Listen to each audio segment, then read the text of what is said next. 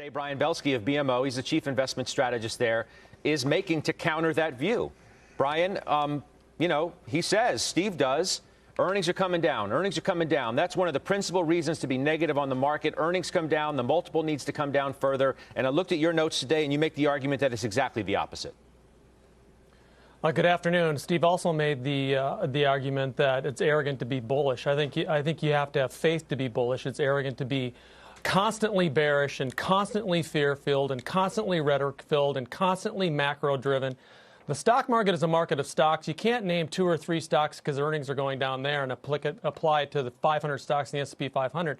In fact, if you actually do the work and do the math over the first almost 90 days of 2022, earnings projections for the S&P 500 on a bottoms-up basis, the number is increasing. Nobody believes it because nobody's done the work, Scott.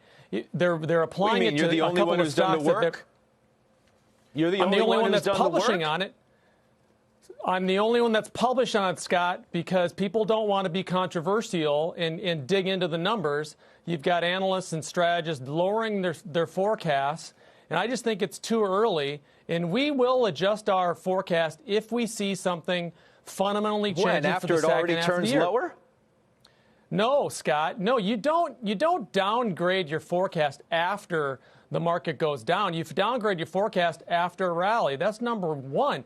Number two is something that no one's talking about, is that Powell came out last week and said, hey, excluding the war, which I know is a reality, excluding the war, the Fed's forecast and the Fed belief was that inflation was going to peak sometime in the late first quarter.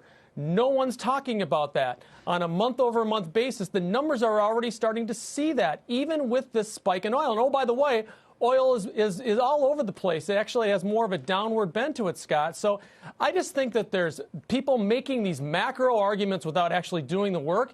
And that's why you have to be an investor in this. And that's why you will miss out on weeks like last week if you are fear-driven and rhetoric-driven and not doing the work.